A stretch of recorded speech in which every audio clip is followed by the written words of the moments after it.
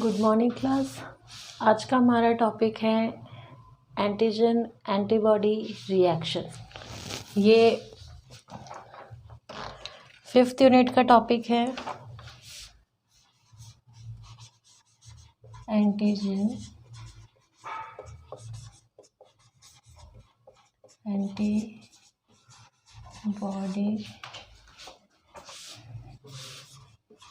Reaction.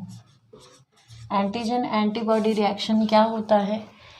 ये reaction है जिसके अंदर एंटीजन्स के साथ में एंटीबॉडीज़ का अटैचमेंट जो होता है, वो रिएक्शन क्या होती है उसके बारे में है। एंटीजन एंटीबॉडी रिएक्शन है ना। तो इसके डेफिनेशन के बारे में देखते हैं कि एंटीजन एंटीबॉडी क्या बोलती है कि एंटीजन और एंटीबॉडी इंटरैक्शन और reaction is highly specific and is similar to enzyme substrate reaction।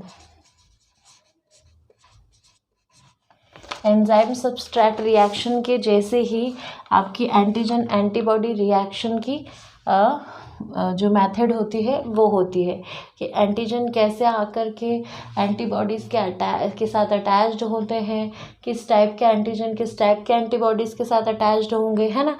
उनके बीच में वो अटैचमेंट का जो ड्यूरेशन होगा, वो रिएक्शन जो अटैचमेंट का ड्यूरेशन रिएक्शन होगा वो कैसा होगा, है ना। फिर the smallest unit of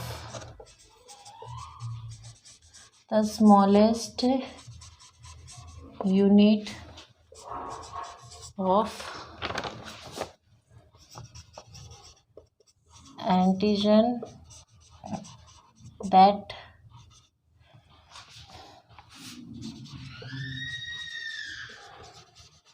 that is capable of binding with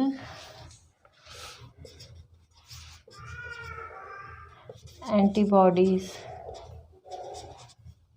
is called as antigen department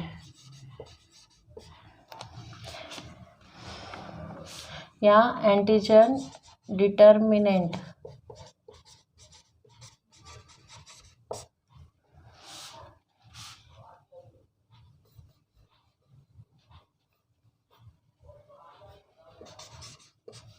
जिसको हम बोलते हैं epitope.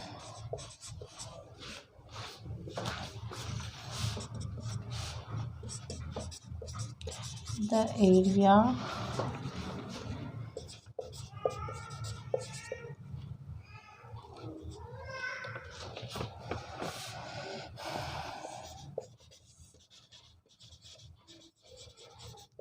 molecules combining with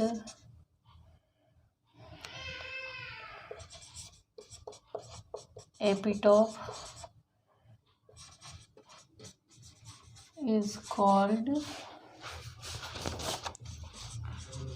paratope.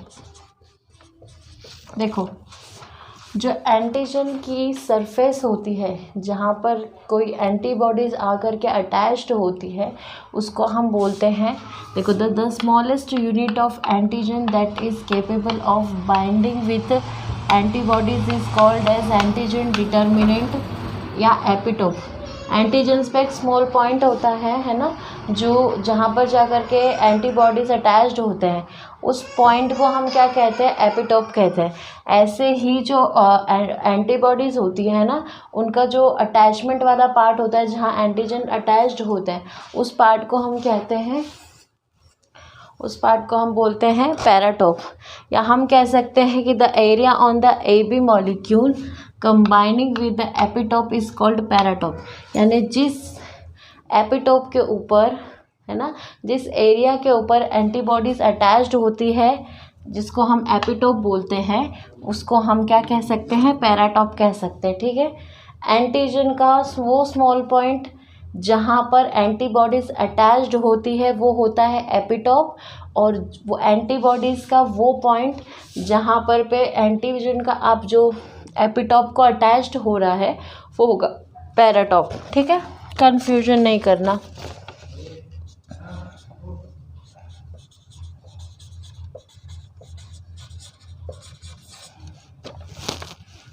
The number of epitope on the surface of an antigen is its valence.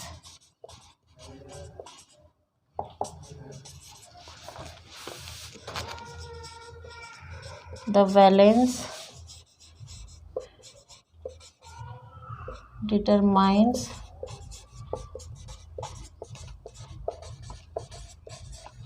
the number of antibody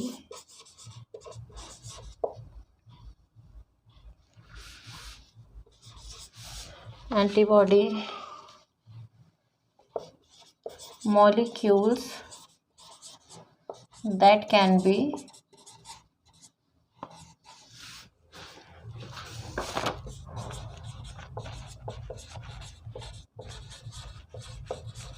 combined with the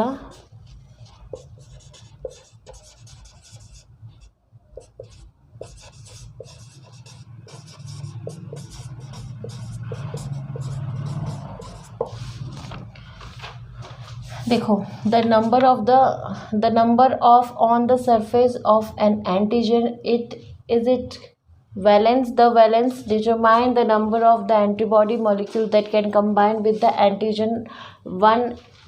यानी कि antigen के उस epitope वाले हिस्से में बहुत सारे एपिटोप हो सकते हैं उसके सरफेस पे, एंटीजन के सरफेस पे बहुत सारे एपिटोप हो सकते हैं। तो ऐसा हो सकता है कि उन एपिटोप के साथ में कोई एक ही एंटीबॉडीज़ आकर के अटैच्ड होगी, या फिर अलग अलग एंटीबॉडीज़ भी उस अलग अलग एपिटोप्स के साथ में जा कर के अटैच्ड कर सकती है। ठीक है, इसलिए यहाँ पे लिखा होगा the number of the epitope, है ना, the number of on the surface of N antigen, यहाँ पर आएगा एपिटोप। हाँ, the number of epitope on the surface of N antigen is it valence, है ना, उसका एक वैलेंस होगा। और वो वैलेंस को हम डिटरमाइन कैसे करते हैं कि उसके ऊपर नंबर ऑफ एंटीबॉडीज़ के मॉलिक्यूल्स कितने कंबाइन कर रहे हैं, या तो एक भी हो सकता है या उससे ज़्यादा हो सकता है। Most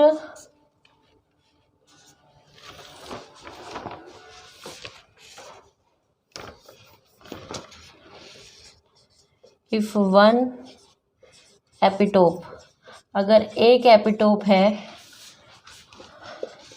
is present the antigen, अगर एंटीजन पे एक ही एपिटोप प्रेजेंट है तो उसको हम बोलेंगे मोनोवैलेंट। और अगर मोस्ट एंटीजन्स अटैच्ड है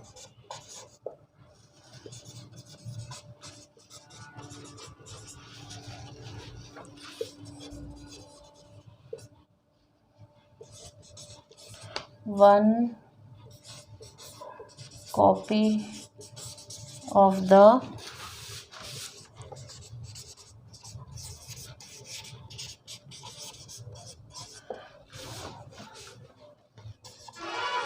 and are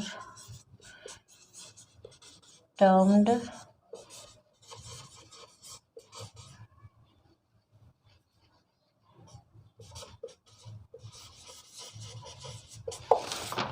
अगर एंटीजन के साथ में देखो, अगर एक एपिटोप है और उसके साथ मान लो एंटीजन के ऊपर एक ही एपिटोप प्रेजेंट है ना, तो उसको हम क्या बोलते हैं, मोनोवेलेंट, जिसके साथ में एक ही एंटीबॉडीज आकर के अटैच्ड होगी।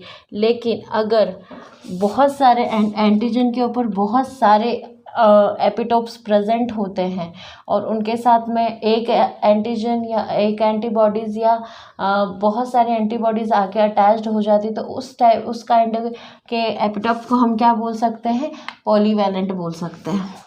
ठीक है, अब हम देखते हैं कि एंटीजन एंटीबॉडी रिएक्शन में अलग अलग इसके पार्ट्स को हम समझते हैं।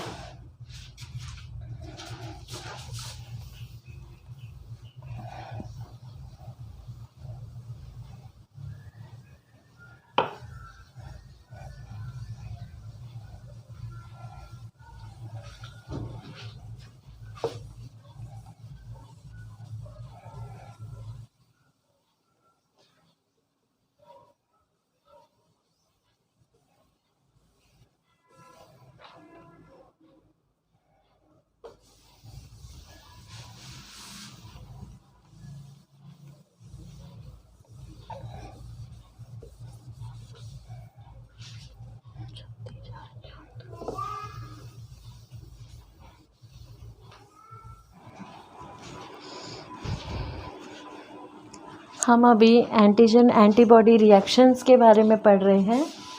एंटीजन एंटीबॉडी रिएक्शंस के अंदर दो टाइप की रिएक्शंस और आ जाती हैं, जिसमें एक रिएक्शन है प्रेसिपिटेशन रिएक्शन और एक है एग्लूटिनेशन रिएक्शन। जब प्रेसिपिटेशन रिएक्शन क्या होती है, जब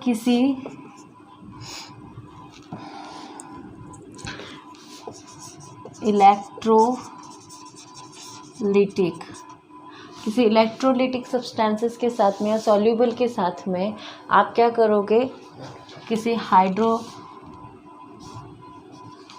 सब्सटेंस है ना, किसी इलेक्ट्रोलिटिक सब्सटेंस को आप वाटर सॉल्यूबल के अंदर क्या करोगे, मिक्स्ड अप करोगे और उसके अंदर एंटीजन और एंटीबॉडी रिएक्शन को परफॉर्म करोगे।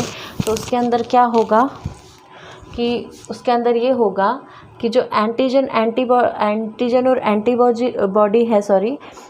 और एंटीबॉडी आपस में रिएक्ट कर करके बॉन्ड बनाएंगे, बाइंडिंग करेंगे और क्या करेंगे, जा करके सॉल्यूबल के यहाँ नीचे में ऐसे यहाँ नीचे जा करके प्रेसिपिटेशन बना लें, जिसको प्रेसिपिटेन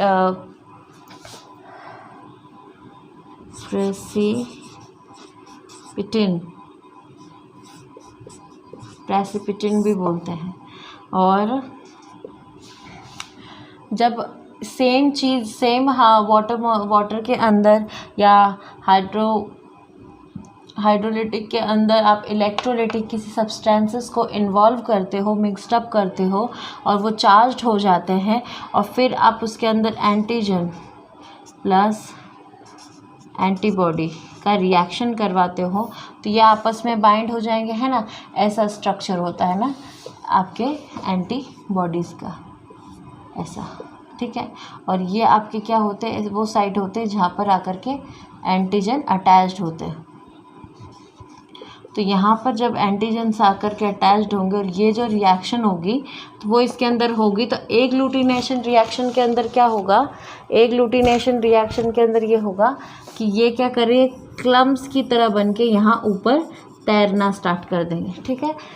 प्रेसिपिटेशन और एग्लूटिनेशन में यही अंतर है कि प्रेसिपिटेशन के टाइम पे जो आपके एंटीजन एंटीबॉडी रिएक्शंस हैं और जो एंटीबॉडीज़ हैं वो हमको एंटीजन्स के साथ में कहाँ मिल जाएगी, नीचे एज अ प्रेसिपिटेट के रूप में मिल जाएगी। और एग्लूटिनेशन रिएक्शन के अंदर कैसे मिलेगी हमको, ऊपर की तरह क्लम्स की तरह हमको मिल जाएगी, हम वहाँ से उसको कलेक्ट कर सकते हैं, है ना। अब इसमें हम देख लेते हैं एफिनिटी और एविडिटी को।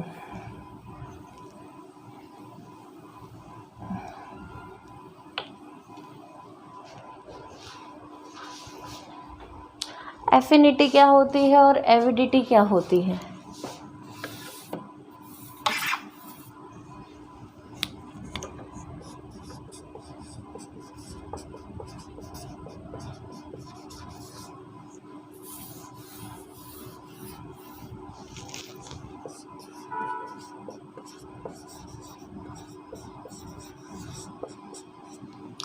एफिनिटी को दो टाइप में हम डिवाइड कर सकते हैं।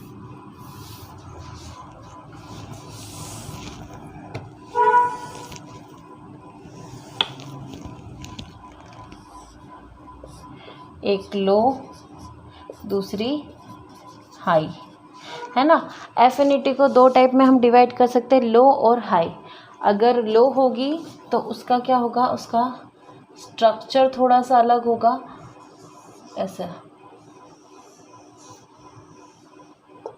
तो यहाँ पे जो बॉन्ड्स बनने होंगे वो बॉन्ड्स प्रॉपर वो तरीके से नहीं बनेंगे, वो बनेंगे वीक। और आपके ये यहाँ से ये वाले, है ना, ये वीक होंगे। तो वीक होने की वजह से क्या हो जाएगा, लो एफिनिटी हो जाएगा।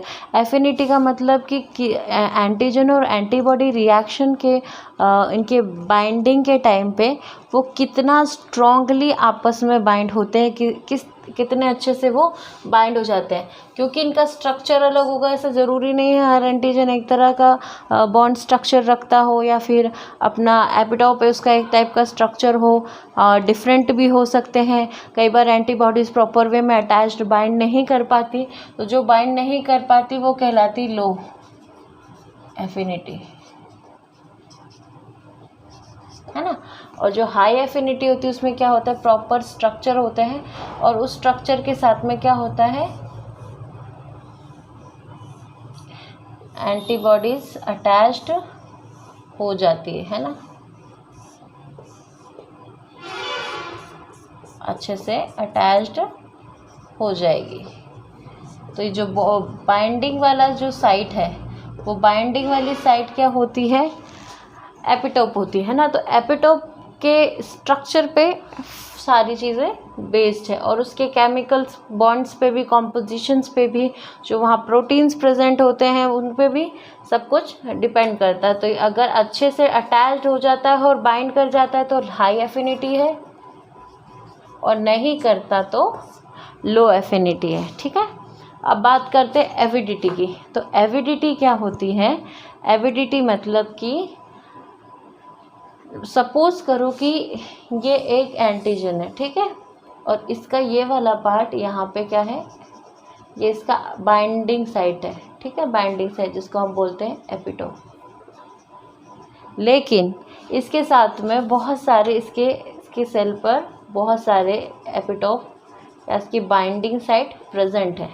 अगर एक यहाँ पर सिर्फ एक आकर के एक किसी एंटीजन में एक ही मोनोटोप है ना, एपिटोप है, सॉरी, एक ही एपिटोप है, तो उस कंडीशन में क्या होगा, जो अगर एक ही एंटीबॉडी आके उस साइड पे अटैच्ड हो रही है ना, उस एंटीबॉडी मतलब कि पैराटोप और एपिटोप आपस में एक 1:1 रेशियो में अगर अटैच्ड होते हैं तो उसको हम बोलते हैं मोनोवैलेंस।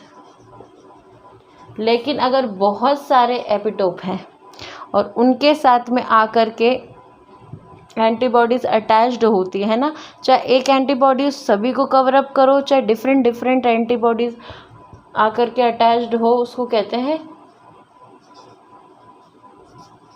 मल्टीवैलेंस और पॉलीवैलेंस, है ना। तो ये पूरा स्ट्रक्चर है ना, ये पूरा स्ट्रक्चर कहलाता है एविडिटी, जिसके अंदर एक सिंगल एपिटोप के साथ में अगर एक सिंगल एंटीबॉडीज आके अटैच्ड होती है तो वो होगा मोनोवैलेंट, और अगर मल्टीपल एपिटोप्स हैं और मल्टीपल एपिटोप्स के साथ मल्टीपल एंटीबॉडीज़ आके अटैच्ड हो रही है तो वो कहलाएगा मल्टीवैलेंस या पॉलीवैलेंस। तो इस प्रोसेस को, इस पूरे को, टर्म को कैसे कॉल किया जाता है? एविडिटी कॉल किया जाता है।